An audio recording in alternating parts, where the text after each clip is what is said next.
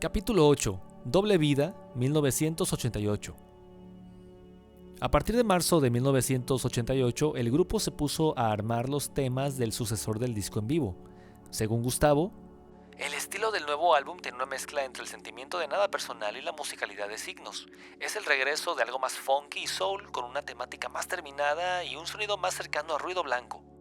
Paralelamente, Daniel Sais compuso una obra para un ballet contemporáneo y se comprometió a trabajar en la banda de sonido del film Alguien te está mirando, que inicialmente iba a ser Soda Stereo, pero lo rechazó por falta de tiempo y sugirió que se encargara Daniel.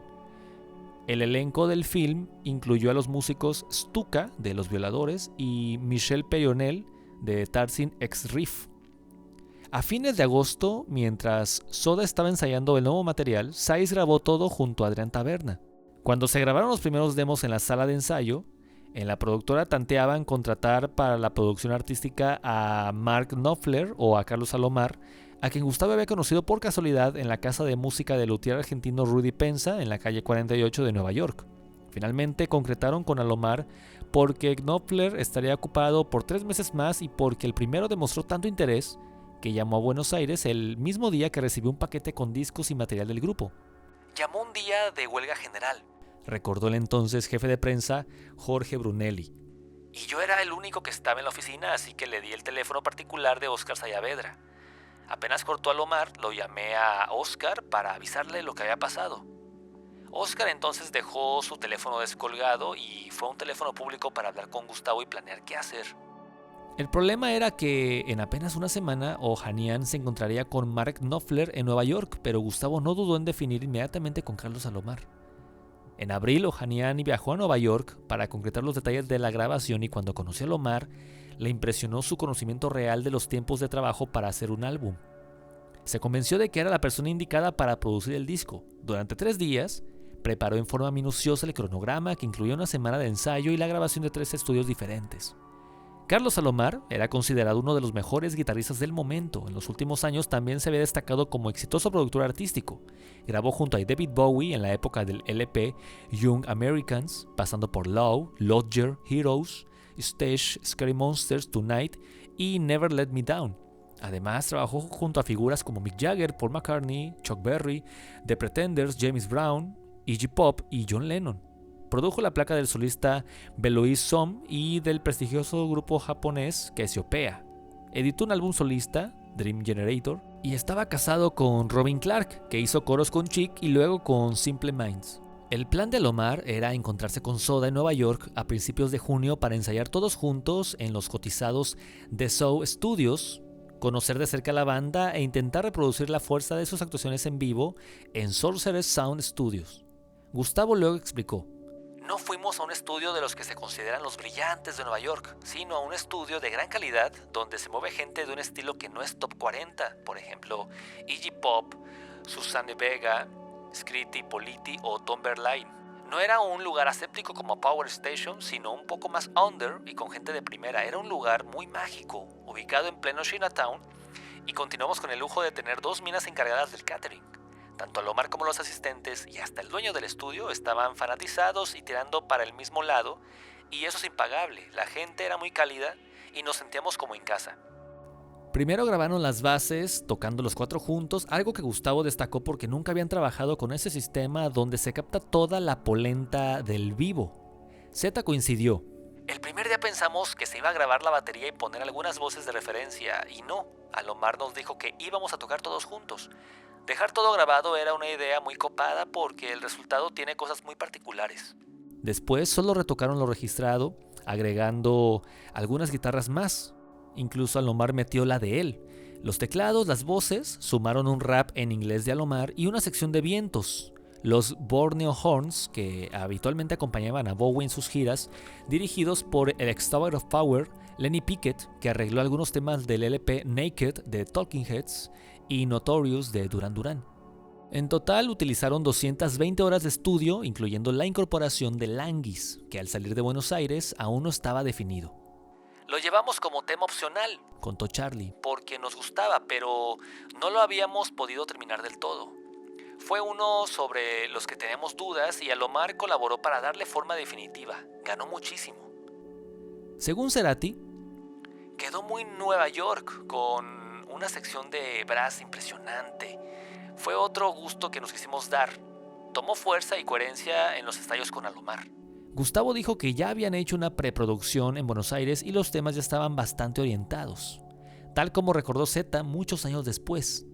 Los demos se hicieron con buena calidad en el estudio de Gustavo en su departamento del cuarto B de José Hernández y Cabildo, porque ya teníamos el concepto.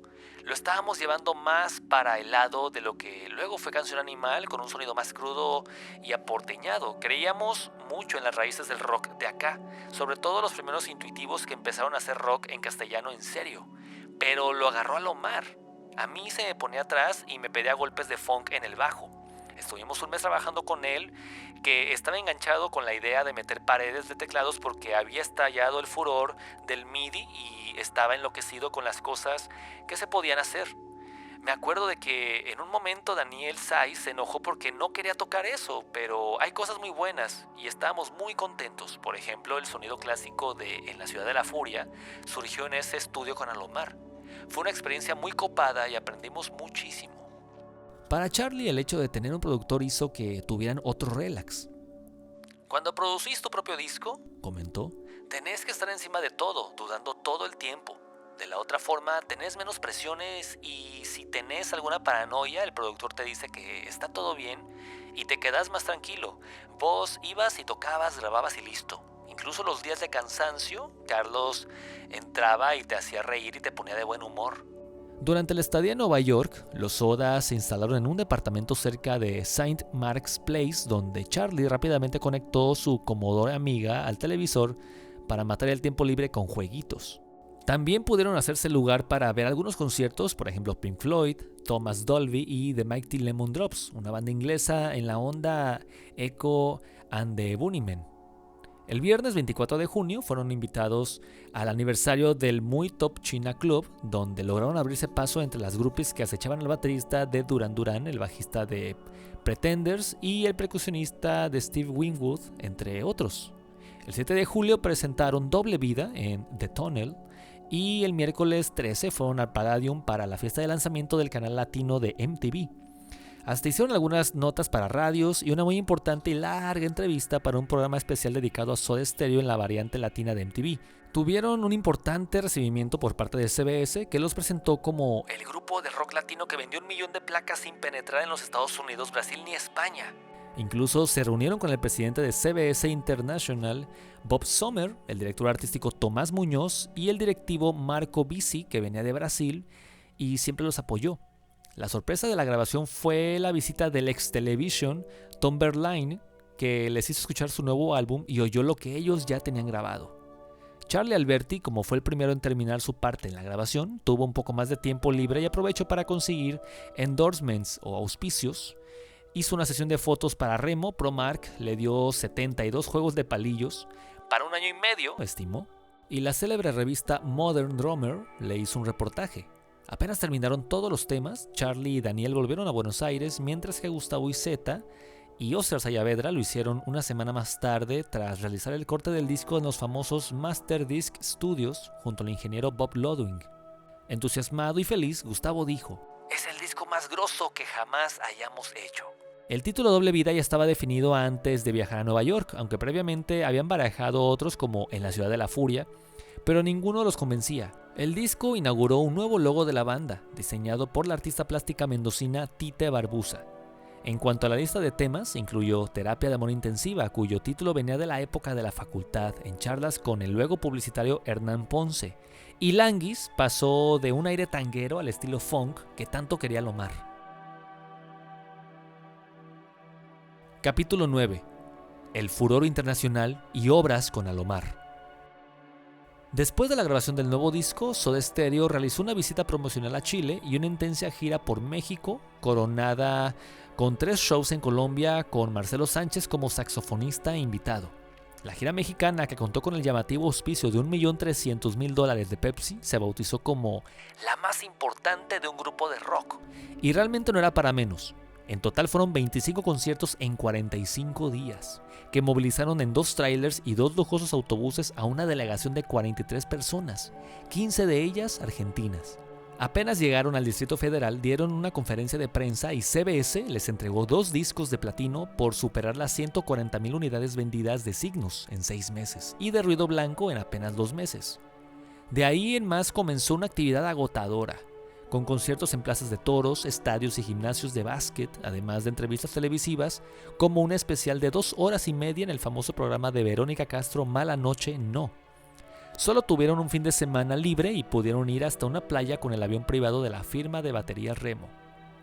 En Medellín ocurrió un problema grave. Tuvieron que suspender un concierto debido a una lluvia torrencial porque el productor local no había armado el escenario con techo y cuando se estaban yendo del país, los detuvieron por incumplimiento de contrato. Juan Carlos Mendiri tuvo que quedarse en Colombia para aclarar las cosas y le pidió al periodista que estaba cubriendo los shows que acompañara a la banda en el viaje final. Era Daniel Cohn, director del suplemento Sí de Clarín, luego manager de Soda. Una vez de regreso a la Argentina, dieron un mini recital de 4 temas el 19 de noviembre en el programa de televisión Badía y Compañía. De inmediato arrancaron con los preparativos para la presentación oficial del flamante álbum en vivo, teniendo en cuenta que llevaban 1 año y medio sin tocar en Capital. La organización estuvo a la altura de su popularidad y poder de convocatoria con un gran show de características poco habituales en el país. La estructura se armó al aire libre sobre las canchas de hockey y rugby del Club Obras con capacidad para más de 20,000 personas. Se contó con un sistema de sonido de 40,000 vatios de potencia divididos en 40 cajas dispuestas a ambos lados del escenario, con Adrián Taberna a cargo del sonido general y Gabriel Alanis como asistente en el monitoreo.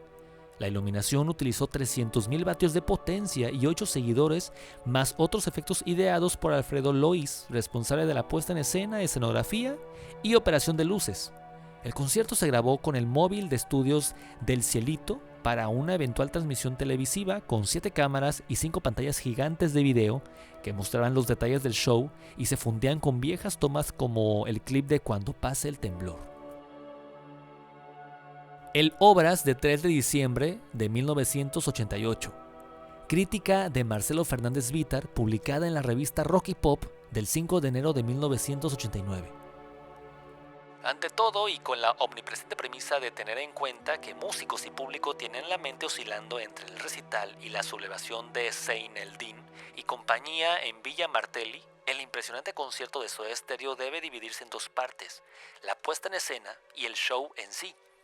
A la hora de elegir el lugar para que el grupo de rock más popular de Latinoamérica presentara su último álbum en Buenos Aires, después de 18 meses de ausencia, siempre se buscó un espacio amplio para dar un show multitudinario en lugar de varias funciones, tal como habían hecho en forma ascendente con la edición de cada disco anterior. Así primero se barajó la posibilidad de reflotar el viejo sueño del recital en plena avenida 9 de Julio, pero luego se optó por Obras, con la particularidad de no utilizar el estadio, con capacidad para unas 4,000 personas, sino el terreno de las canchas de hockey y rugby, donde se realizó, por ejemplo, el festival BA Rock de 1982. Capacidad, más de 20,000. Una vez decidido el lugar, había que definir la magnitud del escenario y la potencia de sonido y luces.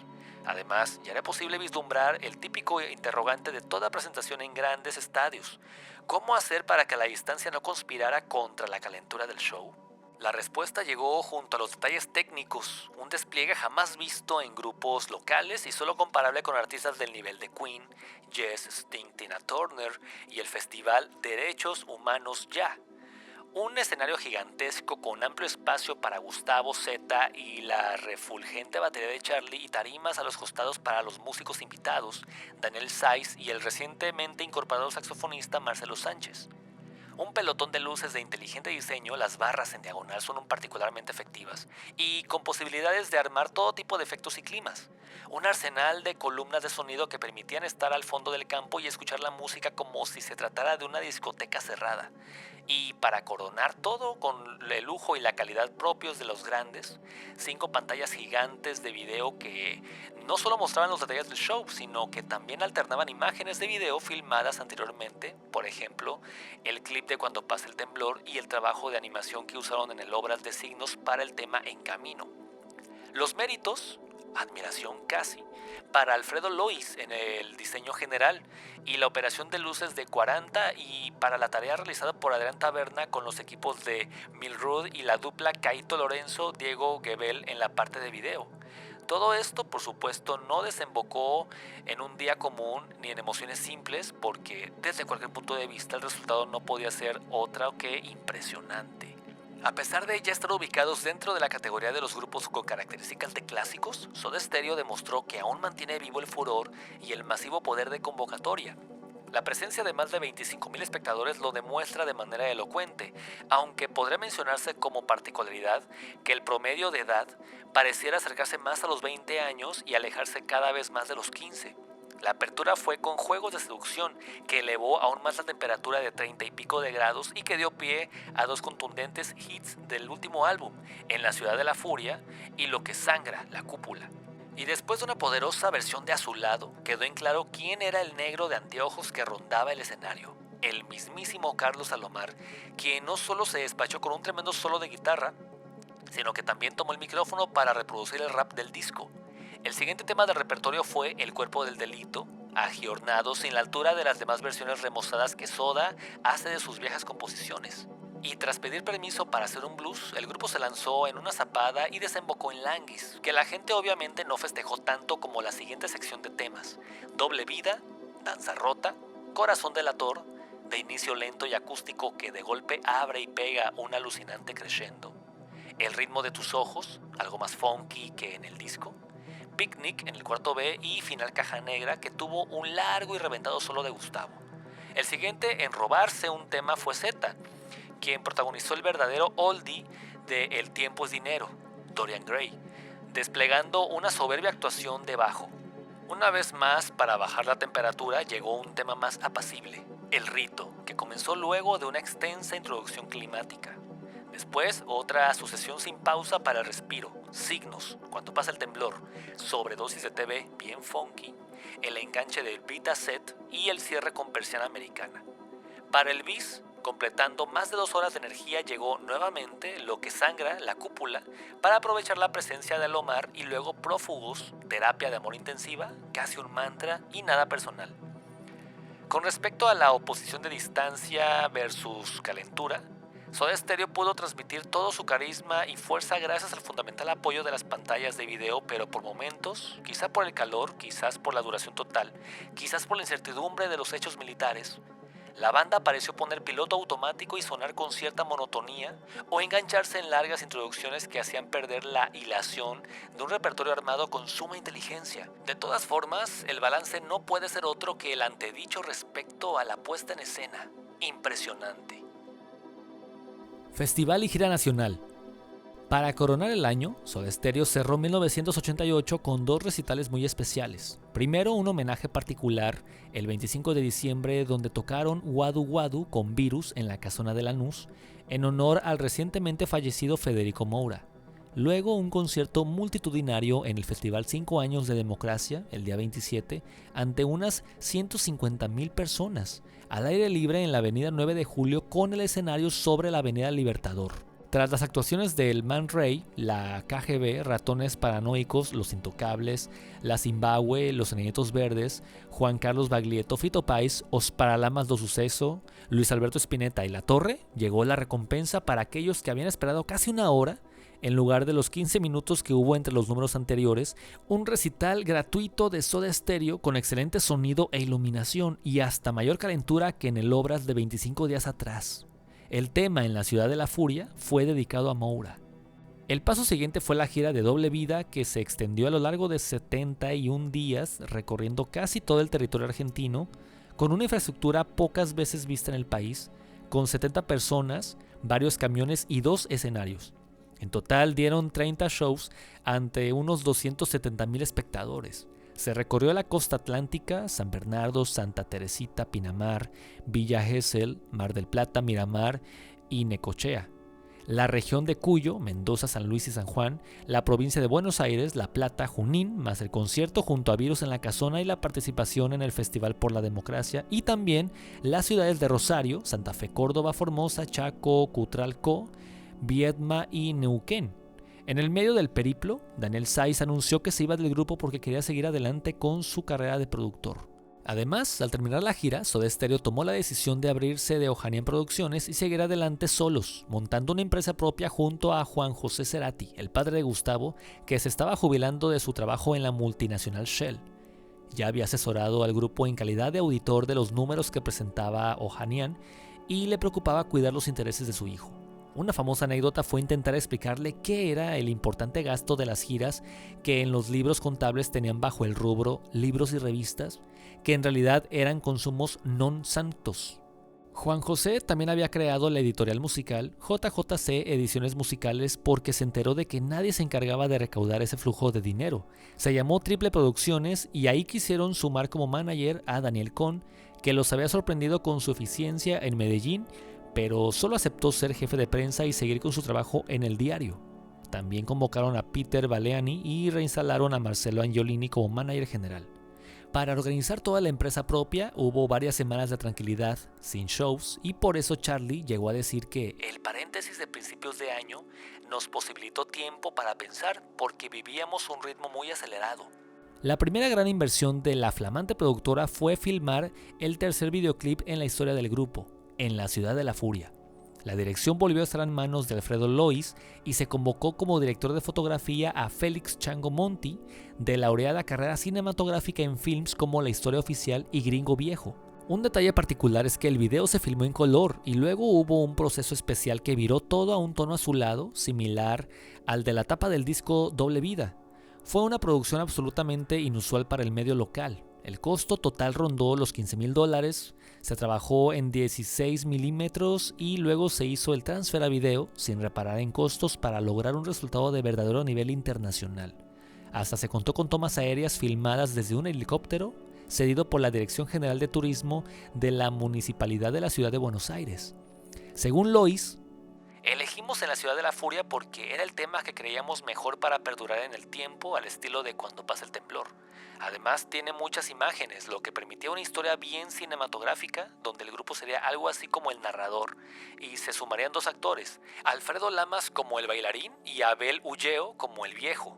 Utilizamos todos los elementos necesarios para llegar a una mejor terminación. El lanzamiento del video se hizo el jueves 29 de junio con una gran fiesta en la discoteca New York City, donde también se presentaron los nuevos músicos invitados de Soda Stereo, Tuete González, ex Fito Páez en teclados, y Gonzalo el Gonzo Palacio, ex Los Twist, Charly García y Fricción, en saxo, reemplazando a Saiz y Marcelo Sánchez. A las pocas semanas se agregó una invitada más, la percusionista Andrea Álvarez, ex Viudas, Goldín y Los Guarros. El EP Languis. Con la nueva formación, junto a los coros de la invitada Mavi Díaz, el grupo preparó un disco maxi con 4 temas, 3 de ellos versiones remezcladas de títulos ya editados en el último álbum, Lo que sangra, La cúpula, En el borde, ambas preparadas por Zeta junto a Baleani y Taberna en los estudios La Escuelita, y Languis, en una versión más cercana al demo original Antes de Alomar, más el agregado de Mundo de Quimeras, una composición nueva cuyo aire tropical hacía recordar las clásicas guajiras venezolanas. El tema surgió en una zapada en el estudio casi de casualidad a partir de un tumbao que tocó Andrea en las congas, al que Gustavo le agregó una melodía tipo guantanamera, mitad en broma, mitad en serio. Se acoplaron Tueti y los demás y en pocas horas se armó la única canción original del EP. El segundo semestre. El cierre de 1989 fue a toda gloria internacional. De septiembre a diciembre dieron unos 30 shows en ciudades mexicanas, además de Panamá, Costa Rica, Guatemala y Honduras. Cerraron la gira con 2 recitales en el Hollywood Palace de Los Ángeles los días 7 y 8 de diciembre. Ahí estuvieron presentes desde Carlos Alomar y Stuart Copeland hasta Martika y Miguel Mateos, quienes los felicitaron por el éxito y por la gran convocatoria que obligó a agregar la segunda función. Hasta el legendario Papo, que años atrás había tenido como sonidista a Taberna, los agasajó con un asado y les presentó a sus amigos bluseros estadounidenses. También fueron invitados a una cena en la casa de Gustavo Santaolalla. La crítica de la prensa estadounidense fue muy elogiosa y se publicaron comentarios en la prestigiosa revista Variety. La conductora Daisy Fuentes de MTV les hizo una larga entrevista en el Griffith Park de Hollywood. Charlie Alberti, por su parte, salió en enero en la tapa de la revista Modern Drummer. Apenas iniciado en 1990, Soda Stereo recibió un premio especial de su compañía, la Copa CBS, por haber vendido más de 1 millón de copias. En esos días, Gustavo Cerati fue convocado por Charly García y Pedro Aznar para grabar Tango 3, pero el proyecto no pasó de algunos encuentros y ensayos en conjunto, tanto en la casa de Charly como en Supersónico, de donde surgieron las canciones como No te mueras en mi casa, que luego grabó Charly, y Sueles dejarme solo, que después grabaría Soda. Gustavo también se sumó al proyecto Grito en el cielo de la bagualera e investigadora de folclore Leda Valladares. Ya estaba instalado en el departamento de la avenida Figueroa Alcorta, que más tarde inmortalizó en una canción solista con su nueva novia Paola Antonucci, ex de Charly Alberti, un hecho que contribuyó a aumentar la tensión interna en el grupo. El cierre de esta gira de recitales internacionales fue en la Argentina a comienzos de 1990. Primero en el Superdomo del Mar del Plata y luego en el estadio de Vélez, donde tocaron el 23 de enero ante más de 30,000 personas en el Derby Rock Festival, en una fecha compartida con Tears for Fears, cuyo show se suspendió a los pocos temas por lluvia. Fue el regreso del grupo a Capital después de un largo año. En Vélez, Soda tocó después del telonero Daniel Melero, que soportó con firmeza la intolerancia de un sector del público que esperaba con ansiedad a Soda. Como invitado especial estuvo David Lebón, que hizo los solos de guitarra de Lo que sangra, La cúpula y Terapia de amor intensiva. El gran final de la lista de temas fue con Cuando pasa el temblor, Sobredosis de TV, Persiana americana y Mundo de quimeras. Y apenas terminó el recital de Soda, la mayor parte del público se retiró del estadio, sin interés en ver a Tears for Fears. En febrero hubo un show más en Rosario, pero Cerati ya estaba enfocado en componer temas nuevos y se encerraba en su departamento. Tenía un portaestudio Tascam de 8 canales y una máquina de ritmos MPC. Cada tanto se sumaba Velero, que venía de una separación, y en esas sesiones en el departamento de Figueroa Alcorta surgieron temas como 1 millón de años luz. La letra de Canción Animal, por ejemplo, fue un pedido especial de Gustavo a Daniel para que hablara de su relación con Paola. Capítulo 10. Canción Animal, 1990. El punto de partida del nuevo trabajo de Soda fue un demo con 10 temas que había armado Gustavo en su casa. Primero le hizo escuchar todo a Zeta y luego lo llevó a la sala para sumar la batería de Charly y a los demás músicos. En Supersónico, con el aporte de todos, el material tomó forma definitiva. La lista de canciones incluyó de música ligera, cuyo embrión había surgido durante una prueba de sonido en Morelia. Otro título era 1990, cuya influencia Beatle les sugería un arreglo de voces, pero no lograban definirlo, así que convocaron a Pedro Aznar para que les diera una mano. En cuanto a T para 3, es el retrato de la tristeza por una enfermedad terminal que le habían detectado al padre de Gustavo. La grabación del nuevo álbum fue en los legendarios Criteria Studios de Miami, donde años atrás habían estado desde Eric Clapton hasta Bob Marley y AC/DC. Hubo un importante trabajo de preproducción de Buenos Aires que contó con la colaboración de Pedro Aznar en los arreglos vocales y Daniel Melero en la composición. También participaron Tueti González y Andrea Álvarez, pero el sonido básico del disco estuvo puesto en la fuerza del trío. Para muchos, Canción Animal es la obra maestra de Soda Stereo, dada su impresionante mezcla de influencias desde el Spinetta de los años 70 hasta el novedoso sonido Manchester de 1989.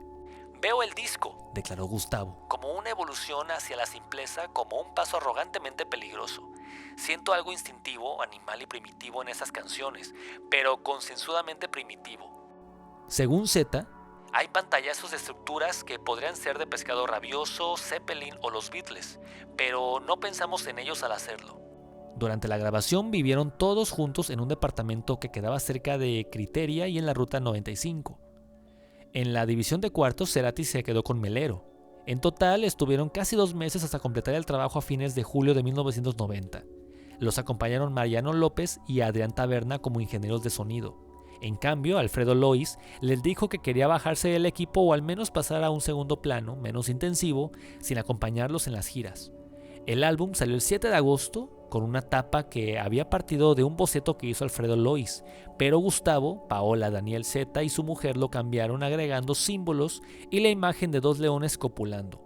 Alfredo luego dirigió el videoclip del tema de música ligera durante la última semana de septiembre. Hicieron 4 tomas donde tocaban el tema en vivo sobre un fondo que permitía cambiarlo y las animaciones fueron hechas por Gastón González, luego bajista de Los Pericos.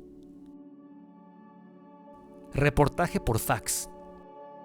Cuando Soda Stereo terminó de grabar su nuevo álbum, la revista Rock y Pop envió un fax con preguntas que Gustavo Cerati respondió a mano y envió por medio de otro fax.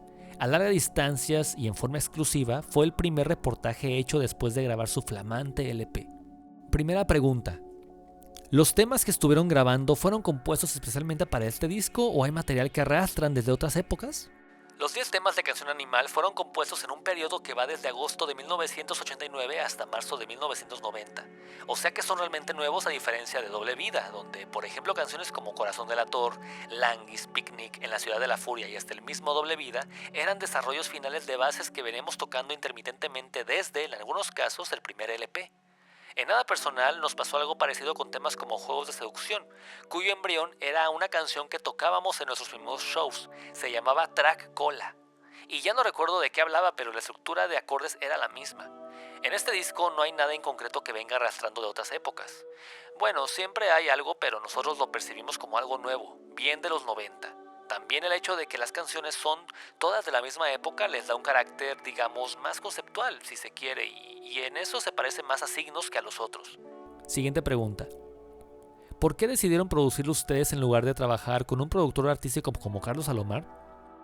La decisión de producirlo Z y yo llegó naturalmente. La experiencia con Carlos Salomar nos sirvió muchísimo para manejar el ritmo de una grabación. A pesar de que de alguna manera un productor ajeno al grupo propone un relax diferente, esta vez sabíamos bien qué era lo que queríamos conseguir sin bandearnos demasiado de la idea original.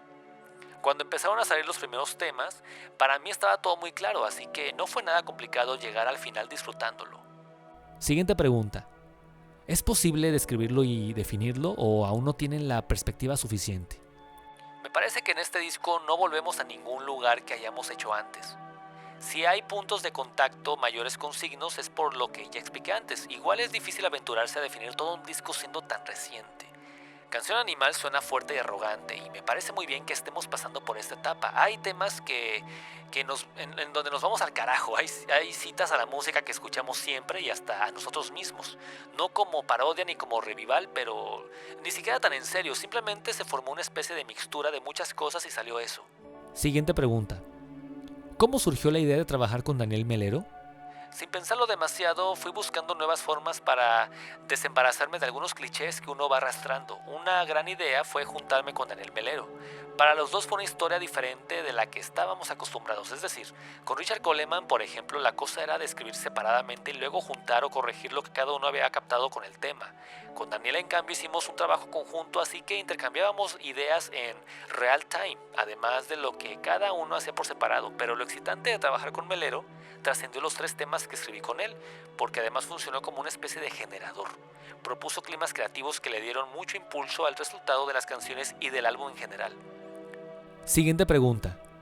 ¿Por qué eligieron el nombre del tema Canción Animal para titular el disco? No se trataba de elegir un tema para que fuera el título del disco, sino de darle a este un nombre que lo definiera. Nos gustó Canción Animal porque canción en singular representa genéricamente a todas las que incluíamos. Y bueno, lo de animal creo que está presente como algo instintivo y poderoso. Siento que esa es la sustancia de este material. Siguiente pregunta. ¿Por qué decidieron llevar a Adrián Taberna y a Mariano López? Por un lado tiene que ver con eso de trabajar hace mucho tiempo con ellos. Ya nos conocemos bastante bien las mañas y las virtudes. Adrián es nuestro operador de sonido casi desde los comienzos y Mariano grabó y mezcló varios de nuestros discos. Acá Adrián trabajó como asistente del grupo y Mariano fue técnico de grabación y mezcla.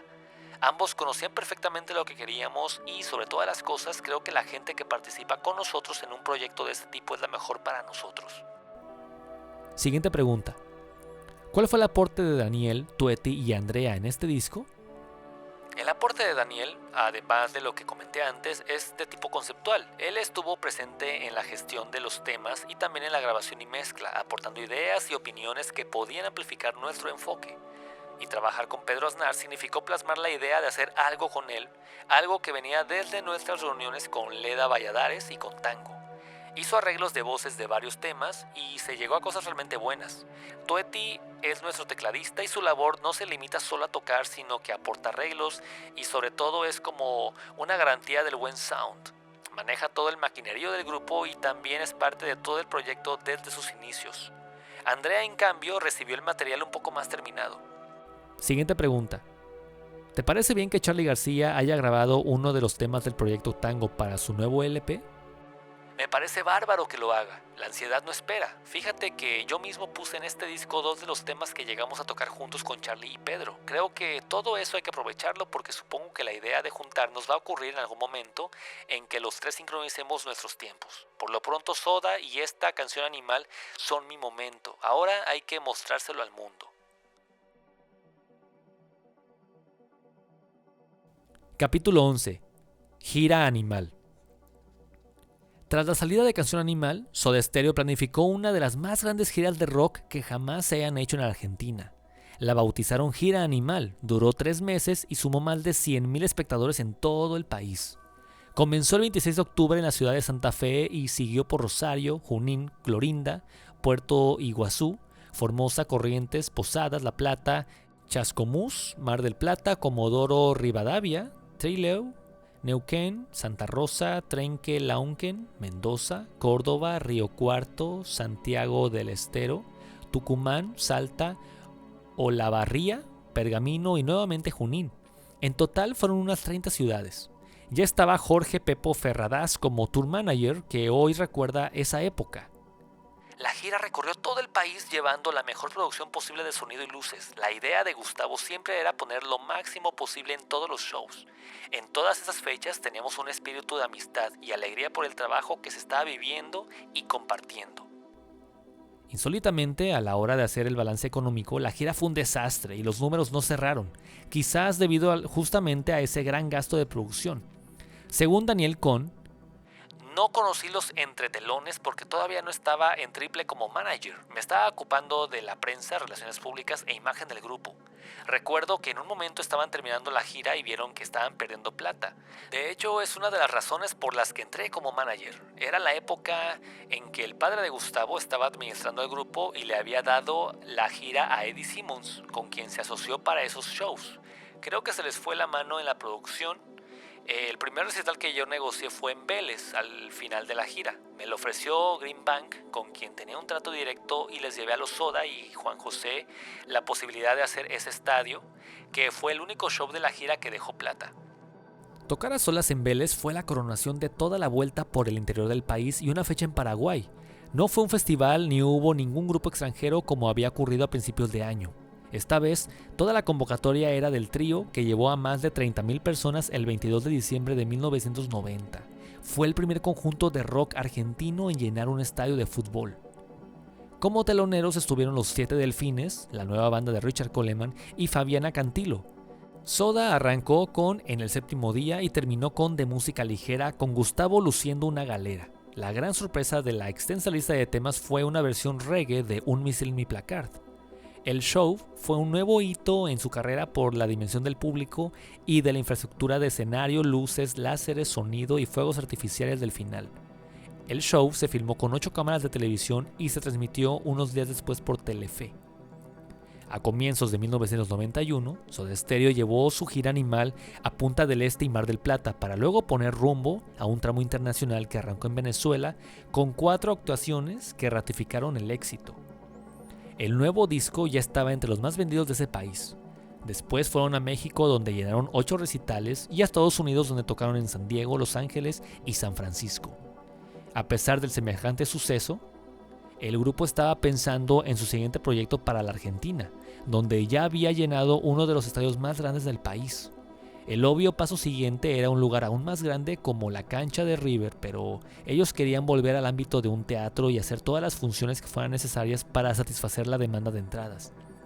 Así que del 14 de junio al 21 de julio, la banda ofreció 14 funciones en el Teatro Gran Rex y sumaron 46,000 espectadores, superando un récord de Charly García.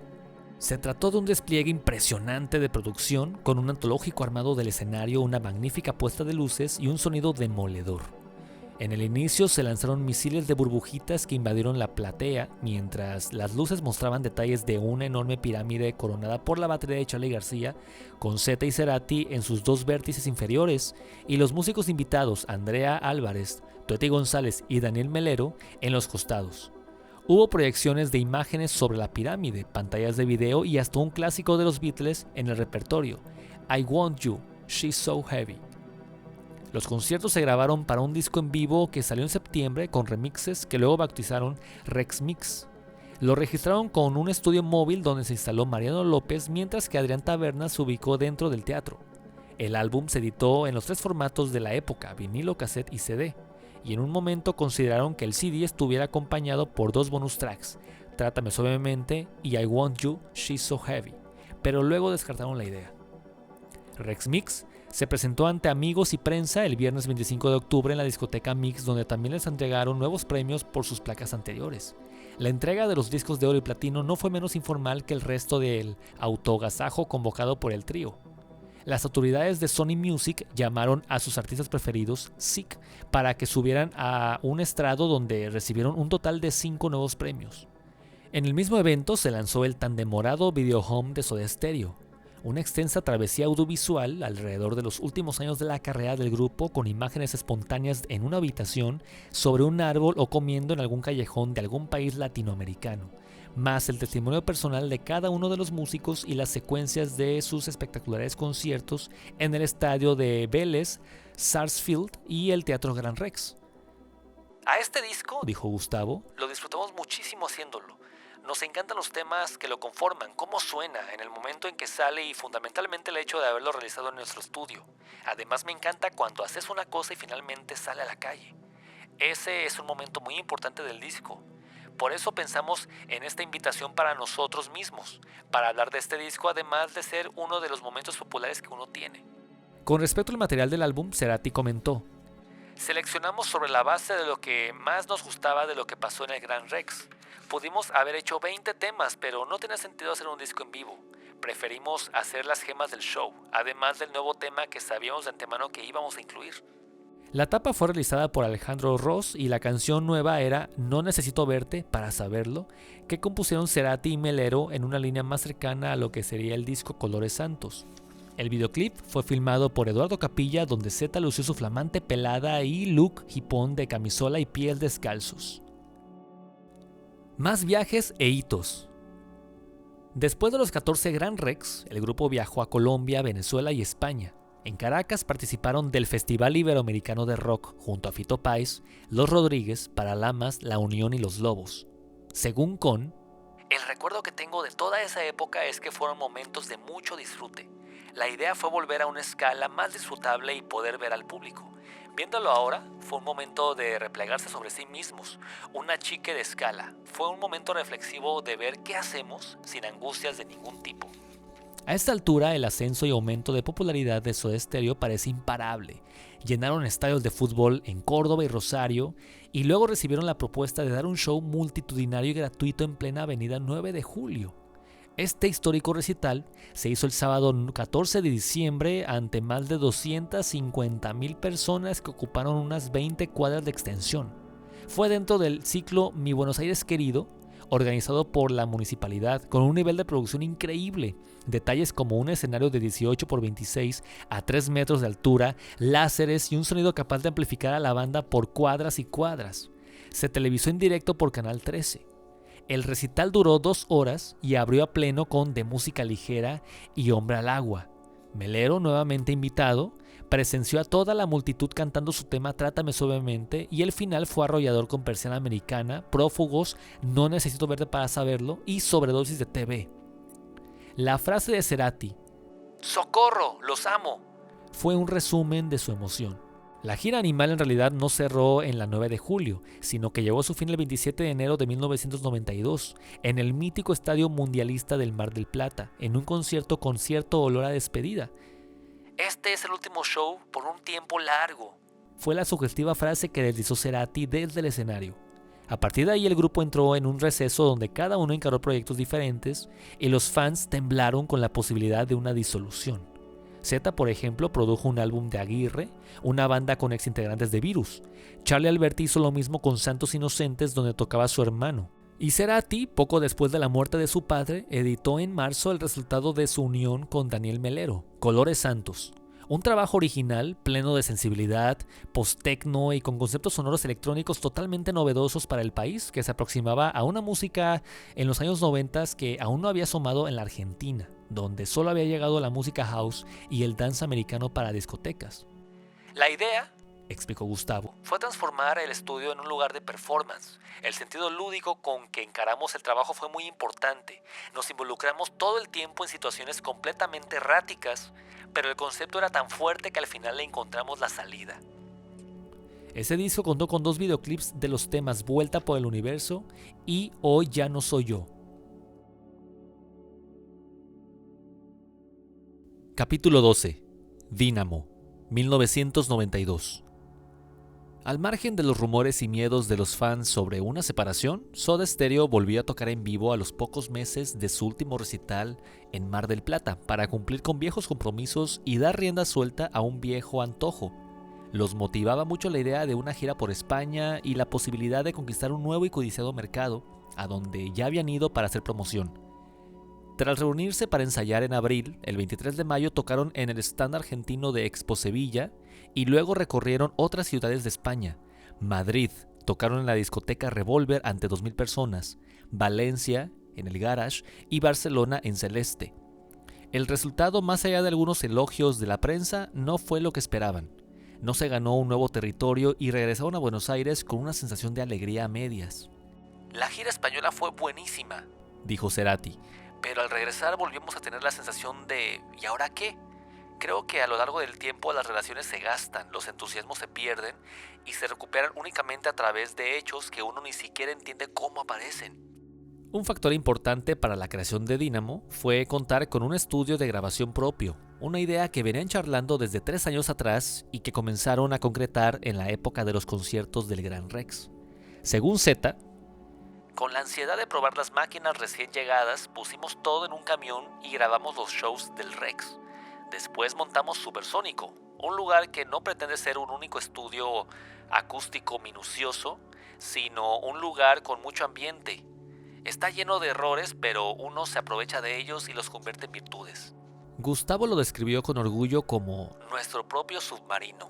Y contó en varios reportajes que la idea original era hacer un estudio digital, pero luego de varias consultas se decidieron por uno analógico. Casi sin darse cuenta, recuperaron ahí el entusiasmo y las ganas de seguir juntos. Dijo Z, usamos el estudio para poder trabajar con el error y el juego. Encontraron un sonido nuevo y no dudaron en abrazarlo, aún con el riesgo de incomodar a los fans más ortodoxos. La línea musical de nuevos grupos como My Bloody Valentine y Primal Scream ingresó a la coctelera de Soda, que se metía de lleno en la vanguardia rockera de los años 90. La dinámica de trabajo a la hora de grabar fue rescatar la magia y la espontaneidad de las primeras tomas, ya que iban zapando las canciones que fueron creando prácticamente juntos, improvisando una idea o estructura durante horas a lo largo de los 3 meses de grabación, siempre con Adrián Taberna registrando todo en formato digital DAT. En total, hicieron unas 20 canciones, de las cuales quedaron 12. El primer tema que completaron fue Primavera Cero, que luego se convirtió en el elegido para la difusión y hasta tuvo un clip realizado por el actor Boy Olmi, un amigo que estuvo filmando muchas sesiones en Supersónico.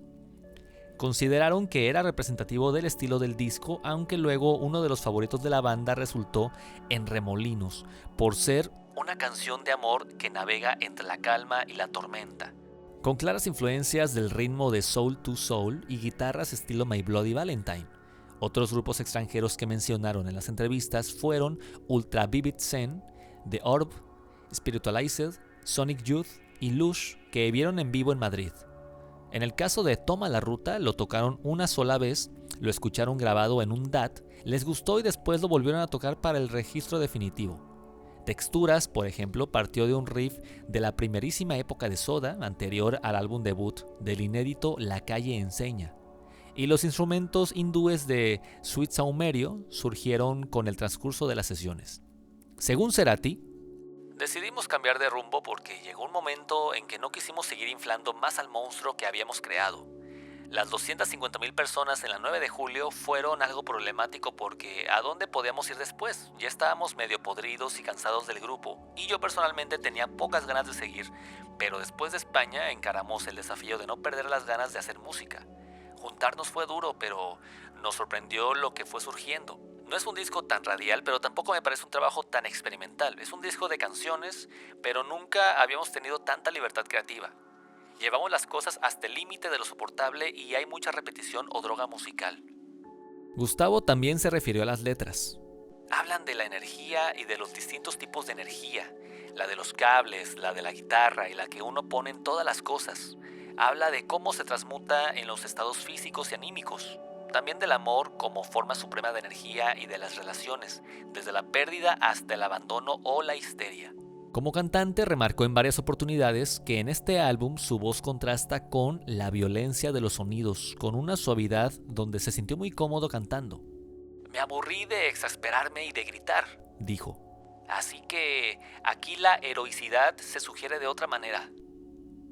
En cuanto al aporte de Daniel Melero, que figuró en los créditos como colaborador en la producción artística, se involucró en la parte musical mezclando partes tocadas en la sala con sampleos que quedaban irreconocibles. Aprovecharon la experiencia de Colores Santos para unir loops con la banda tocando como trío de rock. Los Tres Sodas siempre reconocieron que tuvo mucho que ver con la gestación del material y que fue una referencia de consulta conceptual. El riff inicial de Ameba partió de un tema de Iggy Pop mezclado con el sonido distorsionado de la guitarra. En cuanto al nombre, fue elegido por puro azar, cuando aún estaban en plena grabación. Se iba a llamar Gol, pero un día estaban charlando con Melero, que preguntó casi al pasar: ¿se acuerdan cuando las bicicletas tenían dínamo?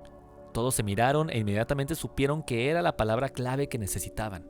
Les pareció un término muy elegante que retrotrae a la época de la niñez. Les agradaba estéticamente por su sonoridad y también porque transmitía esa cosa de energía mecánica que sucede cuando uno pulsa un instrumento. El paso final fue la masterización en Estados Unidos con el técnico Arnie Acosta, de quien habían escuchado algunos trabajos anteriores, como las masterizaciones de U2. Para Cerati, lo berreta en la Argentina es levantar un poco los aguditos para que todo suene más brillante, y punto. En cambio, afuera el tipo de trabajo que se hace es muy diferente. Se trata de una etapa de post-ecualización para que todo suene dentro de los cánones aceptables a tus oídos, con una mejor separación de los estéreos y con frecuencias que se manifiestan con mayor intensidad, además de emparejar los niveles de los distintos temas. Es una maximización del sonido final. La tapa fue diseñada por Gabriel Malerba junto a un muy joven Alejandro Ross y el lanzamiento a disquerías fue a finales de septiembre de 1992. En noviembre lo presentaron formalmente en el programa de televisión Fax con imágenes de la grabación que había filmado Boy Olmi. El actor recordó: más que un clip, me habían pedido un documental e hice un trabajo de 14 minutos. Si bien yo era bastante amigo de Daycon, en esa época gozaba de cierto prestigio porque integraba una especie de movimiento de videastas junto a otra gente que venía de la plástica, el cine y el teatro, que ocupó un espacio en los centros culturales como nueva forma de expresión. Me metí con mi cámara en la intimidad de la casa de cada uno y sobre todo en la intimidad del estudio al estilo de Let It Be de los Beatles. Lo mío no fue una presencia invasiva hasta el punto de que ni siquiera puse luces y tenía permiso para entrar y salir como testigo del proceso de grabación durante 2 o 3 meses. Un detalle del tema Luna Roja es que los derechos fueron donados a la Fundación Huésped. La letra habla de los placeres ciegos, sea el SIDA o cualquier demonio que nos acecha, según explica el autor, y la salida es el amor. Nos interesa el rock como expresión de libertad y no para decir las cosas de la misma forma. Lo bueno es que la gente asimila que cambiamos para sentirnos más vivos. Creo que somos un grupo de rock que se anima a manipular su música de maneras muy exageradas. En el futuro me gustaría que nos recordaran como un grupo que plasmó su curiosidad, dijo Cerati en esos días. Capítulo 13. Del Dynamo Tour al receso.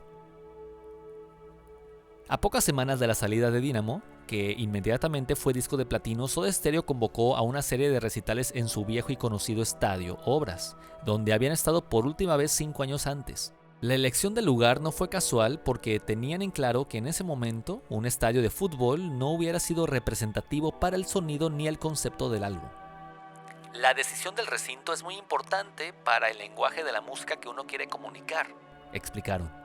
Fueron 6 shows entre el 18 y el 25 de diciembre de 1992, casi los mismos días de la reunión de Serú Girán en River, marcando un claro contraste entre el revival de una banda de fines de los años 70 y comienzos de los 80 y un grupo con sonido actual y moderno. Además, cada fecha tuvo la particularidad de contar con un grupo invitado perteneciente a la nueva camada del rock en la Argentina, como Babasónicos, Juana la Loca, Tía Newton con Carca, Martes Menta con un muy joven Ariel Minimal y Resonantes con Flavio Etcheto. Los conocían bastante bien ya que Gustavo Cerati había participado en los discos debut de Babasónicos y Los Brujos, pero para muchos medios fue toda una novedad y comenzaron a hablar de los exponentes de un rock sónico. Cerati describió la invitación con más detalles. No es un concurso de bandas, sino que son los conjuntos que más nos gustan. Es gente que se desembaraza de clichés y se aparta del firmamento habitual de grupos nuevos mirando al futuro, igual que Soda Stereo. Los invitamos porque nos gusta lo que hacen y no porque haya que rellenar tiempo antes del show.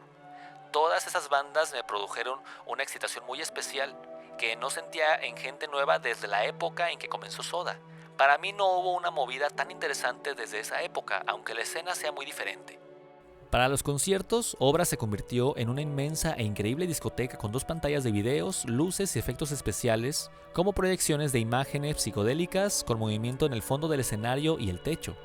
En una crónica de la legendaria revista Pelo se publicó: ingresar a Obras fue sumergirse en una aventura onírica donde una sensación mágica se apoderó de cada uno de los que se acercaron a descubrir qué nuevo desafío tenía Soda Stereo para ofrecerles. Y el deslumbramiento no pudo ser mayor. La apuesta se caracterizó por evitar cualquier atisbo de lugar común y transformó al estadio en una disco planetaria. La presentación en sociedad de Dynamo trajo consigo el sabor de lo desconocido, despertando espacios extrañamente accesibles más allá de la escasa conexión existente entre el presente y el pasado de un Soda en permanente movimiento. La sucesión de la casi totalidad de los temas de la nueva placa, prepotente pretensión que dio óptimos resultados a juzgar por la inusual respuesta del público, vibrando y coreando cada tema, matizados por la recreación de los más recordados de sus anteriores producciones. Por ejemplo, Signos, Juego de Seducción, En el Séptimo Día y Cuando Pasa el Temblor, con Babasónicos participando en el final de una desconcertante versión reggae carnavalito funky. Lo que se vivió fue impresionante, una apuesta lumínica que se dio el lujo de integrar a 8,000 personas como protagonistas individuales y reconocidos en cada noche.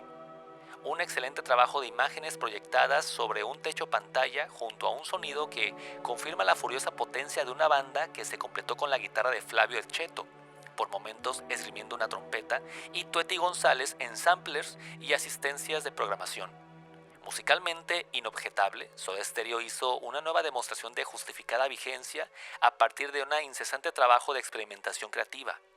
La búsqueda rindió sus frutos y aunque el sonido es incuestionablemente Soda, la novedad avasalla con su paso arrollador. Para los parámetros habituales de Soda Stereo, la gira de presentación de Dynamo fue realmente corta. Después de Obras, tocaron del 22 de enero al 21 de marzo, recorrieron la Argentina, Chile, Paraguay, Venezuela y México, pero decidieron no hacer la segunda parte que contemplaba Centroamérica y Estados Unidos. Por una cuestión de costos, convenía que todos se quedaran en Los Ángeles por 15 días y luego volver a la ruta, pero Gustavo se negó porque quería pasar más tiempo en Chile con su nueva novia, Cecilia Amenábar. El último show entonces tuvo lugar en El Ángel, en Ecatepec de Morelos. Ahora tratamos de que nuestros movimientos sean lo más livianos posibles, dijo Cerati, porque sabemos que los dinosaurios tienden la esencia de ser tragados por la tierra. Cada vez que miramos el futuro nos asustamos, por eso solo miramos el presente. Receso. Durante casi todo 1993 y 1994, Soda Stereo estuvo separado. De hecho, Gustavo Cerati se fue a vivir a Santiago de Chile con Cecilia, con quien se casó a mediados de 1993. Soda tocó en la fiesta de casamiento. En la tranquilidad de su casa en el barrio de Providencia, preparó su primer disco solista, Amor Amarillo. Le gustaba la rutina de trabajar de noche con su MPC, acostarse tarde y al día siguiente salir a caminar o viajar en subte con una libertad que no tenía en Buenos Aires. La grabación definitiva se hizo en agosto en Supersónico con la colaboración de Zeta y de Tueti, pero no de Charlie. Según Gustavo, hice un disco casi empujado por una circunstancia especial, fuerte y tal vez inconcebible unos meses antes. no solo tener un hijo, sino toda la pareja, el hecho de estar viviendo en Santiago de Chile, extrañar Buenos Aires y tener ganas de llevarme cosas de acá como mi máquina de grabación y empezar con los demos. Todo el entorno me movilizó para hacer un disco que creo que se emparenta con todos los movimientos extra soda que hice en mi carrera. O sea, Fricción y Colores Santos, aunque también fue una cuestión geográfica porque tal vez hubiera hecho otra cosa estando en Buenos Aires y tocando con la banda. Entre acústico y electrónico, pero muy poco rockero, Amor Amarillo es un trabajo exquisito que tuvo excelentes comentarios de la prensa y que animó a Cerati a presentarlo en vivo. Hasta contó con el elogio y aprobación de Luis Alberto Spinetta, a quien invitaron con Taberna para que escuchara la versión del tema Bajan de Pescado Rabioso. Sin embargo, solo hubo una actuación y no fue un recital convencional, sino un show en un estudio de radio, el 15 de abril de 1994, junto a Zeta y Flavio Etcheto. Unas 500 personas colmaron la capacidad del FM 100. El concierto solo incluyó una canción de Soda, Entre Caníbales. 7 meses después, para apoyar la promoción de su disco solista, Gustavo Cerati hizo 2 canciones, Pulsar y Lisa, junto a Ricky Sáenz Paz en el programa de televisión Ritmo de la Noche. Charly Alberti, por su parte, formó un grupo llamado Plum con su novia, la modelo Débora del Corral. Sacaron su único disco a comienzos de 1995. La grabación se hizo en Supersónico y también participaron Zeta, Ulises Butrón y Andy Alberti como invitados. El concepto de sonido, con la voz bastante atrasada en la mezcla y las guitarras con filtros, se ubicaría en una línea posterior a Cocteau Twins. Zeta produjo el álbum debut de Peligrosos Gorriones, una banda de La Plata que tenía como líder y bajista a Francisco Bochatón. También convenció a Con de producir conciertos de Bersuit Vergarabat, Ariel Leira y de La Guarda para poder tener un ingreso y mantener la estructura de Soda durante el receso. El compilado Zona de Promesas, Mixes, 1984-1993. Durante el receso de la banda, la gente de Sony no se quedó quieta y fue preparando junto al grupo un compilado de remixes que bautizaron Zona de Promesas. Si bien contó con la participación de los músicos, tenían el clásico sabor de trabajo que da por finalizado un contrato discográfico. En efecto, las negociaciones previstas a este compilado fueron complejas porque el manager Daniel Cohn argumentó que el acuerdo firmado en 1984 había sido completado, pero la compañía sostenía que Languis y Rex Mix eran EPs y no valían como un álbum completo de los que estipulaba el contrato. Decían que su valor era equivalente de medio disco. Finalmente se acordó que un álbum de remixes daría por terminadas sus obligaciones contractuales. En paralelo, Cohn iba conversando las bases de un nuevo acuerdo con Sony, mientras en secreto buscaba mejores condiciones con la competencia, inicialmente con EMI Odeon y BMG, aunque EMI pronto quedó fuera de carrera. La conclusión de esa historia, de la cual Sony se enteró cuando ya era demasiado tarde, fue que la pulseada la ganó BMG, que les ofreció el contrato más caro de la historia del rock local, con una cifra de adelanto cercana al $1.000.000, a cuenta de las regalías de los próximos 3 discos por entregar durante los siguientes 3 años, conservando total libertad artística. La ironía del destino es que Sony y BMG se fusionaron mundialmente en 2004, y 4 años después, BMG fue comprada en su totalidad por Sony. De esta manera, en la actualidad, todo el catálogo de Soda pertenece al mismo sello discográfico. De los 10 temas de Zona de Promesas, subtitulado Mixes 1984-1993, la canción que dio título al compilado fue la única realmente nueva e inédita. Compuesta por Gustavo Cerati, había sido grabada por Fabiana Cantilo en su disco Golpes al Vacío de 1994, y 15 años después la volvió a grabar Mercedes Sosa en el volumen 2 de Cantora, con la participación del propio Cerati en voz y guitarra. Del resto del material, Primavera Cero, Bonzo Mix, fue armado por la banda poco después de la edición de Dynamo. En la Ciudad de la Furia, Dance Mix, fue realizado por DJ Siggy. Nada Personal Remix fue editado originalmente en el compilado Remix Dance que lanzó CBS en 1985. Luna Roja, Soul Mix, también fue creado por Soda en su estudio Supersónico. Mundo de Quimeras era la misma versión del EP Languis. No Necesito Verte para Saberlo, Krupa Mix, fue idea de Charly Alberti y bautizado en honor al legendario baterista de jazz Glenn Krupa. Sobredosis de TV Remix había estado en el volumen 2 de Remix Dance de 1986 y Lo que Sangra versión Remix también estaba incluido en Languis. En cuanto a Cuando pasa el temblor, Oíd Mortales Mix fue hecho por el equipo del productor Tutti Giannakis, con Ezequiel Deró, Nicolás Guerreri y Alejandro Guerrieri. Según recordó Giannakis, lo hicimos gracias a mi amistad con la diseñadora Gabriela Malerba. Yo conocí a Gus hacía tiempo, por ir a verlo en la época de La Esquina del Sol y Marabú, pero nos comenzamos a ver más seguido por la vía de Malerba y Alejandro Ross. Ellos venían a verme con Melero a tocar como DJ en la discoteca Bajo Tierra y les encantaba un programa que tenía en la trasnoche de la radio Z95. Siempre quise remixear Cuando pasa el temblor porque era un clásico de discotecas y porque los sonidos pseudoandinos siempre me gustaron, así que en la presentación radial de Rex Mix les tiré la idea de hacerlo y ahí quedó la semilla. Luego me encargué de recordárselo a Gustavo cada vez que hacemos una nota en la revista de Mode. Y si bien arreglé todos los detalles de presupuesto y plazos de entrega con Sergio García de Sony, coordiné toda la grabación directamente con Gustavo y quedamos en juntarnos una tarde para regrabar las voces en su estudio. Ese día también estuvieron presentes Charlie Alberti, Pepo Ferradas y Daniel Cohn.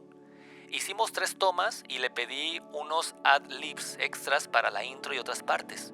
Le sugerí que grabara la voz igual a la original ya que no quería cambiar el espíritu del clásico y me acuerdo que dobló las voces en una sola toma. No quiso agregar ni una frase que le pedí ni tampoco probar un coro que quería investigar, así que terminamos ampliándolo la voz para hacer un loop con el o. Creo que Gustavo nunca se convenció del todo del juego de lupearla porque odiaba que se jugara con su voz, pero realmente funcionaba bien y tuvo buen feedback de Sony, de Charlie Alberti y de Eduardo López Grey de FM 100, que en ese momento era la radio más importante del país.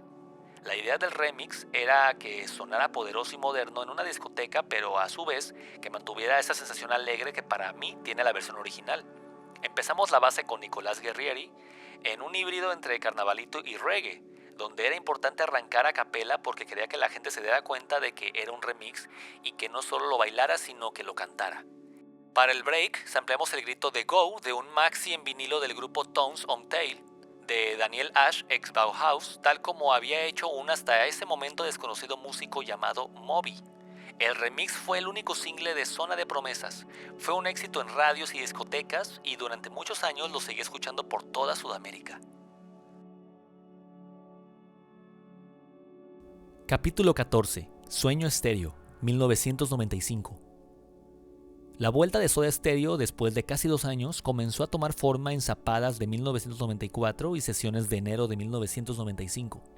Tras una larga charla en la vieja sala de ensayos en la casa del padre de Charlie, la banda se juntó en los estudios Supersónico para tocar y ver si podían volver a conjurar la magia.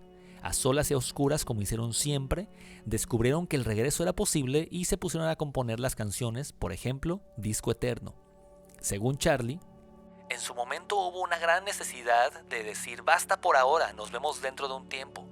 Ahora en cambio hubo una gran duda de ver qué pasaba cuando nos juntáramos a tocar, porque en definitiva, si bien el grupo tiene una trayectoria y hemos hecho muchísimas cosas, nada indicaba que teníamos que continuar porque sí.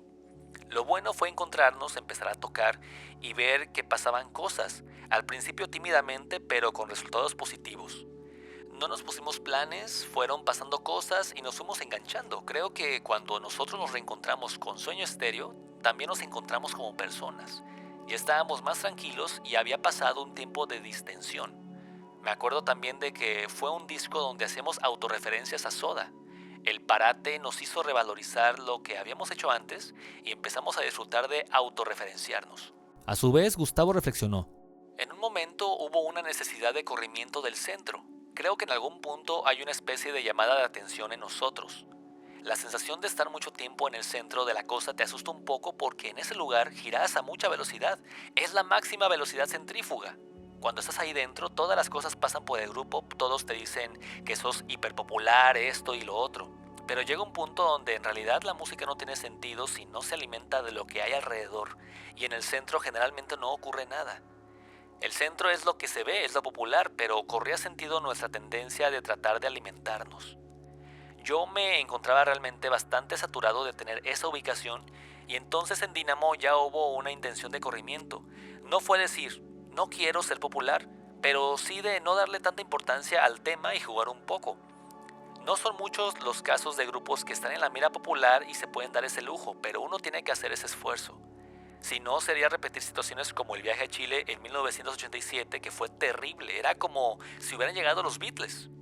Al principio lo vivimos casi adolescentemente y nos divertimos muchísimo, pero después nos queríamos volver y nos daba miedo. Para Z, volver a juntarse por primera vez después de 2 años es un gran momento. No sabes qué va a pasar, hay mucha ansiedad y hay expectativa por parte de nosotros. Sin embargo, el primer momento no fue de lo mejor, fue acomodarse y fue llevando a su tiempo porque también veníamos con mucha data distinta que hubo que juntar. El proceso se dio largo, pero se dio así. Tuvo que ser así y fue bueno que se diera así porque a la larga el disco terminó alimentándose de todo eso. Gustavo incluso fue más crudo.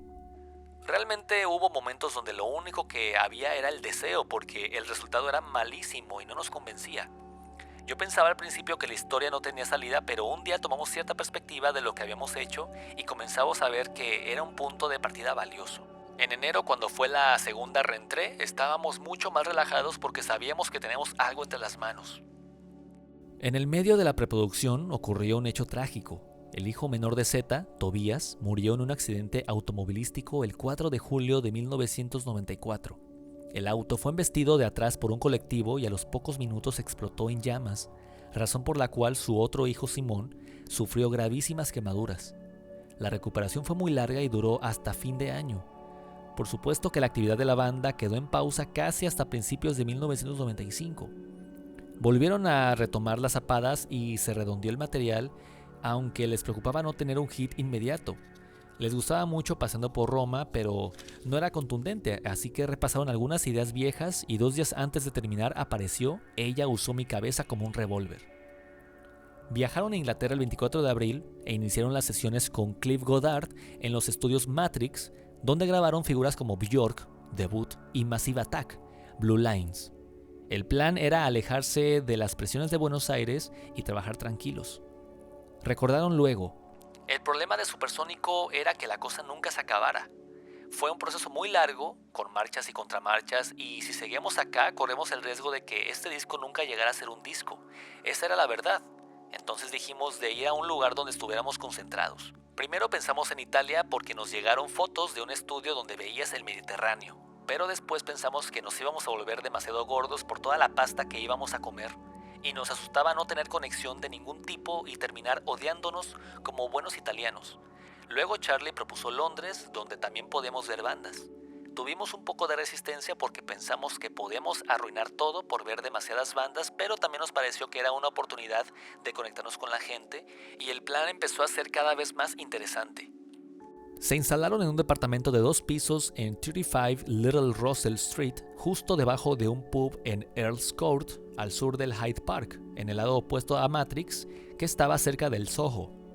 Tenían suficientes temas nuevos como para un disco doble, pero al final optaron por un álbum simple, dejando de lado la idea de trabajar en pares, 2 palabras y 2 discos, uno de canciones y otro más techno.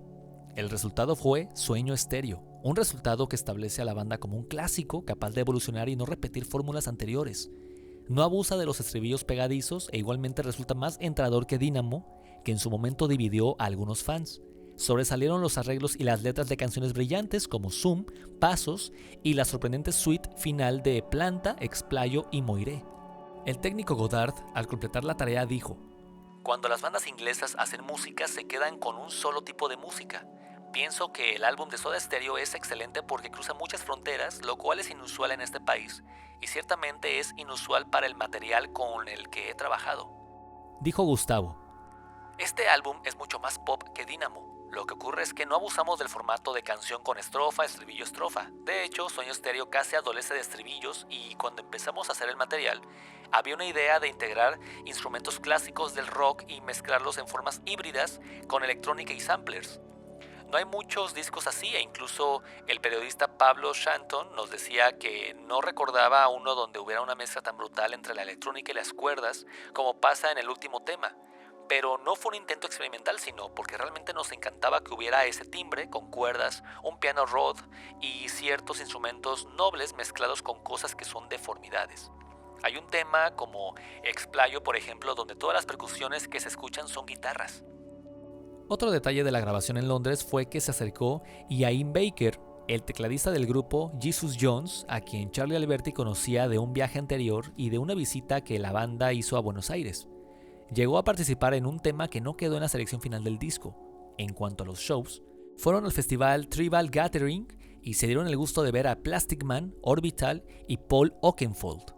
El lanzamiento se armó con una gran campaña de afiches y avisos de radio, todo basado en la fecha de salida y en unos dibujos de espermatozoides. El 21 de junio no solo comienza el invierno, empieza un sueño, Sueño Stereo, el nuevo álbum de Soda Stereo. Unas semanas después, el grupo dio una gran conferencia de prensa, tocó en vivo 3 temas nuevos, Ella usó mi cabeza como un revólver, Disco Eterno y Paseando por Roma, y presentó el primer videoclip del disco hecho por Stanley Gonzansky, un publicista que había sido compañero de facultad de Gustavo Iceta y que luego se instaló en Chile y por eso muchos consignaron de que era chileno. En el clip actuaban los mellizos Andrés y Rodrigo Zúñigo, unos amigos de Cecilia que solían aparecer en televisión. La edición fue simultánea en la Argentina, México, Chile, Colombia, Uruguay, Perú, España y Estados Unidos, con una tapa diseñada por Alejandro Ross, cuyo primer boceto, rechazado por BMG, fue ideado junto a Gustavo y estaba basado en figuras humanas sin genitales, tomadas de un viejo libro de medicina. La lista de temas estaba dividida en programas como el viejo formato del magazine y de paso permitía a la idea original del disco doble. En septiembre, Soda tocó en vivo en el popular programa de televisión Video Match. Capítulo 15. Confort y música para volar, 1996. Tras la edición de Sueño Stereo, el grupo se puso a planificar sus próximos movimientos. Definitivamente queremos lograr relajarnos, anticipó Cerati, y tomarnos las cosas más tranquilamente. Tenemos claro que vamos a hacer giras que no duren más de un mes y después tomarnos un tiempo de descanso. Lo vamos a hacer así, de otra forma sería mentirnos y seguramente la pasaremos mal. Lamento mucho que eso pueda traer aparejado un menor impacto, pero sí, vamos a hacer giras y presentarnos en vivo, aunque de una forma muy hablada de antemano. En Buenos Aires, el Teatro Gran Rex nuevamente fue el lugar elegido para una larga serie de presentaciones antes de fin de año. En total fueron 9 funciones espectaculares, elegantes y heroicas a lo largo de 3 fines de semana. Como si fuera una película con perfecto dominio del ritmo, el clima y el relato, el trío presentó desde un plano general con cuarteto de cuerdas y tecladista invitado hasta una variedad de planos cortos y zooms con acercamientos a cada uno. El inicio, por ejemplo, calmó la histeria con una gema del último disco, Planta, cuyos arreglos de cuerdas volvieron tornasol al teatro entero. La gente se mantuvo de pie y explotó con el baño cerebral de Ella usó mi cabeza como un revólver y el flashback de Danza Rota y Juegos de Seducción, que no solo eran temas de 10 años atrás, sino que en teclados estaba el mismísimo tecladista de antes, Fabián Quintiero. Con todas las letras coreadas casi sin pausa, el recital consiguió la inusual virtud de ganar heroicidad y poder sin renunciar a su lirismo, elegancia y sofisticación. En un momento de gran intimismo, Gustavo y Zeta se sentaron en banquetas e hicieron una versión cool y yaceada de En la Ciudad de la Furia. Según escribió Pablo Shanton en el programa del Gran Rex, en momentos de incertidumbre y supervivencia, Soda Stereo atraviesa la hiperhistoria desde el ojo de la tormenta como una piedra en el agua. No promueve frívolamente el merchandising revolucionario en boga, remera de Ernesto Che Guevara mediante. No ofrece falsas resoluciones para los males de este mundo, no arenga. Prefiere los zooms anatómicos que solo la experiencia poética, que luego en una canción toma forma de palabras o sonidos, es capaz de aportarle al pop. Esos zooms que depuran los sentidos hasta el punto de que hasta el pH de una saliva amada podría ser reconocido e inolvidable. Ese fin de año también incluyó una actuación en el programa Video Match y un gigantesco show gratuito en la Plaza Moreno de la Plata, con motivo de un aniversario de la ciudad. Hubo más de 150,000 personas y el agregado especial de algunos integrantes de Virus para hacer Amor Descartable. El año 1996 comenzó con una gran rotación del clip en MTV, lo cual obligó a preparar a las corridas un segundo video del tema Zoom por Eduardo Capilla y también posibilitó planes internacionales como una gira por Honduras, Panamá, Costa Rica, México, Guatemala y Estados Unidos, con lleno total en el Olympic Auditorium de Los Ángeles, el Aragon Theatre de Chicago, el Palladium de Nueva York y el James Knight Center de Miami ante una media de 5,000 espectadores y elogiosas críticas de los periodistas estadounidenses. En vivo, los músicos invitados eran los hermanos Diego y Pedro Feingerch en viola y cello. Algunas de las notas en la prensa estadounidense incluyeron frases como: "El disco Sueño Estéreo es un ejercicio extático, melancólico y etéreo. El registro de Gustavo Cerati posee una suave clase de tono visionario solo comparable con el de David Bowie. Y la banda toca un rock que le debe algo a las experiencias sonoras de los Beatles, y cuando el trío suelta todos sus efectos electrónicos, se produce un decente ronroneo repetitivo". Esos viajes desembocaron en la grabación de un recital unplugged o plugged con las primeras 2 letras tachadas que tuvieron que preparar y dar forma en el medio de la gira, definiendo los arreglos en las habitaciones del hotel. Se hizo el 12 de marzo para la cadena MTV en Miami. Como invitados estuvieron Tueti González, Andrea Echeverry, la cantante de Aterciopelados, para un dúo en la Ciudad de la Furia, y un trío de cuerdas. Hubo un guiño y cita al rock nacional con un riff del Cementerio Club de Spinetta en el solo de guitarra de T para 3. Una crónica de la época describió: "En la noche del viernes, en el Mega Auditorio de Miami, el show de Soda fue sencillamente memorable. Enmarcados en la impresionante pirotecnia lumínica y sonora que corona esa imagen de la banda prolijamente cuidada durante toda su trayectoria, los temas fueron aumentando el volumen climático y terminaron con euforia desatada en la audiencia y un flamear de banderas latinoamericanas con minoría argentina. Los guardias de seguridad, acostumbrados a shows apacibles de figuras clásicas, no conseguían aquietar los ánimos de un público que tenía las venas abiertas por esa danza rota y hacía estremecer literalmente la sala saltando al compás de Ella usó mi cabeza como un revólver, el hit y caballito de batalla de Soda en esta gira panamericana". En un reportaje de la revista Los Inrocuptibles, Gustavo Cerati explicó el origen del proyecto. "Tenía 2 posibilidades: hacer algo estrictamente desenchufado o generar algo distinto, redimensionando todo. Nosotros no queríamos limitarnos a meter la canción eléctrica adentro de una caja acústica, y lo que finalmente salió es una mezcla de versión, contraversión y novedad, todo envuelto, lo admito sin culpa, por cierto aire de aburguesamiento o liviandad que sin embargo nunca llega a tocar el conformismo. Porque si bien por un lado el disco es en vivo, sale extractado de un programa de la tele que funciona como emblema de confort y hasta de chatura. Por otro lado, cuando te metes a escuchar la música del disco, no es todo realmente así, y uno empieza a ver como una especie de momentos musicales subversivos, poco afines en rigor a la comodidad complaciente del sillón, el vaso de whisky y las melodías blandas que caracterizan a la música ambiental. Y eso aunque todo sigue estando dentro del formato unplugged". El disco incluyó versiones especiales de canciones de toda la carrera de Soda, además de 4 estrenos, uno de ellos en colaboración con Ian Baker, tecladista de Jesus Jones, y un track interactivo en formato de CD-ROOM con un cover de Genesis de Box Day. Ese trabajo especial para computadoras, realizado por Tomás García Ferrari y Carolina Short, fue toda una novedad para la época y permitía un recorrido lúdico por el material. En la pantalla principal, si se hacía clic en la imagen de una planta, sonaba la música del disco. Si la flechita apuntaba al sillón, una figura difusa tomaba forma humana.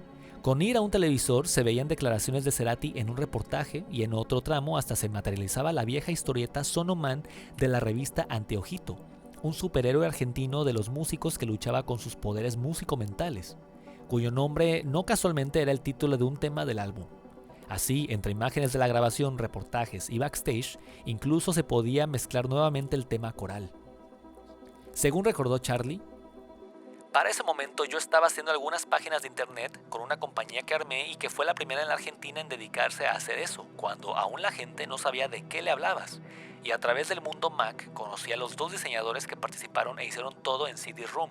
Fue uno de los primeros Enhanced CD con el track del data al final y no al principio, lo cual permitía poder ponerlo en cualquier CD player sin que apareciera un ruido tremendo al comienzo.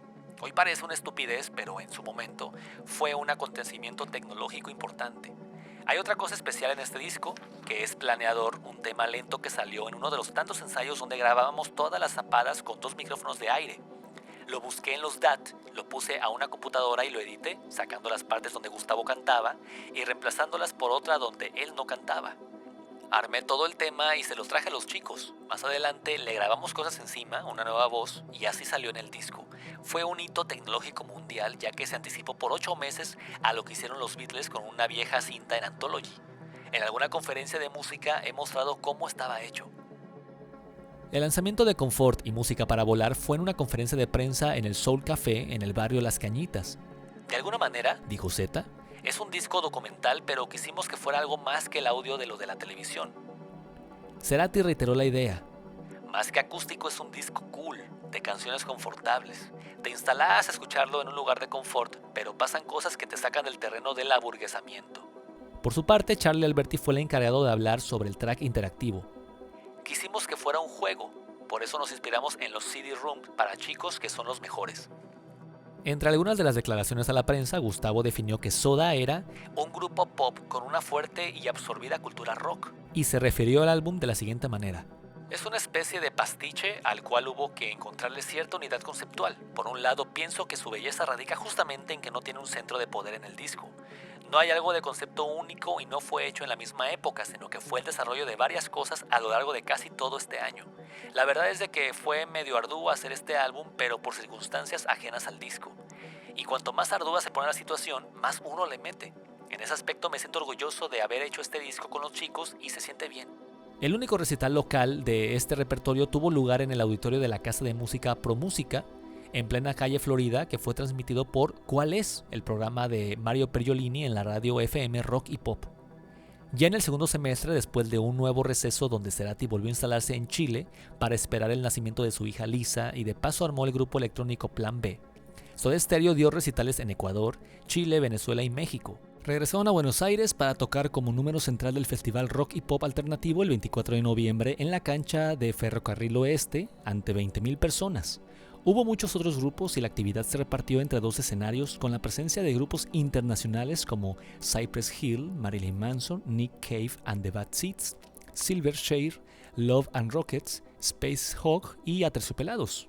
La lista de artistas locales del escenario principal también incluyó a los fabulosos Cadillacs, Illa Kuriaki and the Valderramas, Man Ray y los Caballeros de la Quema.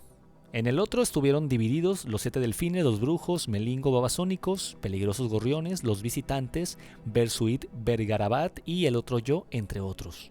Después de ese show, tras tantos meses de actividad intensa, de pronto solo hubo silencio en torno al futuro de Soda, hasta que los rumores de una separación se hicieron más fuertes con la salida de un disco de edición limitada del grupo Plan B, una agrupación electrónica en la línea de Orbital, con Gustavo Cerati y su producción artística del segundo álbum de la cantante chilena Nicole, Sueño en Tránsito, grabado en Londres durante el final del verano. Muchos años después, Charlie reflexionó. Creo que hacer la gira de Confort y Música para Volar fue un error porque nosotros tenemos la costumbre de hacer un disco y presentarlo en una gira, pero esa vez no había temas nuevos y la cadencia musical mucho más tranquila fue un embole y nos aburrimos mucho. A esto se sumaron los conflictos y un montón de razones que nos llevaron a parar a Soda. Había un desgaste humano que se había hecho evidente por lo natural de convivir y había problemas personales sin resolver que estaban latentes. Z coincide con Charlie. Creo que fue muy estresante salir de nuevo a la ruta después de 2 años y pico sin tocar, estando ya más grandes. Porque cuando uno tiene 17 o 24 años, salir de gira es como ir a un viaje de fin del curso, pero cuando tenés 30 y pico empiezas a dejar cosas como familia e hijos. Y esa gira fue como salir de las primeras épocas con muchísimos pedidos de shows. A lo mejor no tuvimos el tiempo para prepararlo tranquilos, porque terminamos el disco, salimos de gira y apenas unos días antes nos enteramos que al final iba a estar lo del Unplugged. Faltaba 1 mes y medio para preparar esa grabación, pero íbamos a estar en plena gira, así que tuvimos que encontrar momentos libres en las pruebas de sonido y habitaciones del hotel. Era un nuevo desafío y un factor más de estrés. Desde el lado operativo, lo más complicado era que veníamos de ensayar para tocar los temas tal como estaban en el disco y de pronto teníamos que sacar otras versiones, teniendo en cuenta también las limitaciones en la lista de temas porque nos habíamos cambiado de compañía y no se podía tocar todo el material del pasado. Entonces manejábamos 2 realidades paralelas. Me acuerdo de que llegamos a ensayar 1 semana con las cuerdas en un hotel en la ciudad colombiana de Pereira y al final de la gira estadounidense hicimos los ajustes finales en una sala enorme en Miami, pero todo el resto lo hicimos en habitaciones de hotel. Según Daniel Cohn, hubo momentos de tensión en la gira latinoamericana, pero no fue un momento bisagra. La verdad es que sucedía todo a la vez. Pasábamos momentos geniales donde nos divertíamos e íbamos a comer todos juntos y había momentos de angustia con reuniones en las habitaciones de hotel donde Gustavo decía que no daba más. Tenía una crisis. En esa gira también había tensión entre el entorno de Gustavo y el resto, pero ya había pasado algo parecido en la época de Melero y Canción Animal. En Ferro había un clima raro y me acuerdo de un viaje a Chile donde estaba todo mal. Hubo una reunión con los tres que me llamaron un sábado o domingo a la tarde y fui a Triple. Y yo también ya estaba cansado. Entré, pensé que estaban hablando de la separación y dije, si van a seguir con esa situación de tensión entre ustedes, lo mejor es que se separen. Después alguno me llamó y me dijo que me fue al carajo porque no era de lo que estaban hablando. Supongo que me saqué porque habíamos llegado a un momento de tensión y de acumular cosas. No fue el peor momento, pero fue en el que explotaron las tensiones acumuladas. Así finalizamos con la tercera parte de este audiolibro, Soda Stereo, la biografía total de Marcelo Fernández Vítar. Leímos un total de 67 páginas repartidas en 8 capítulos y la siguiente parte vamos a continuar con el capítulo 16, El último concierto. Yo soy Axel Velázquez y nos vemos en la próxima.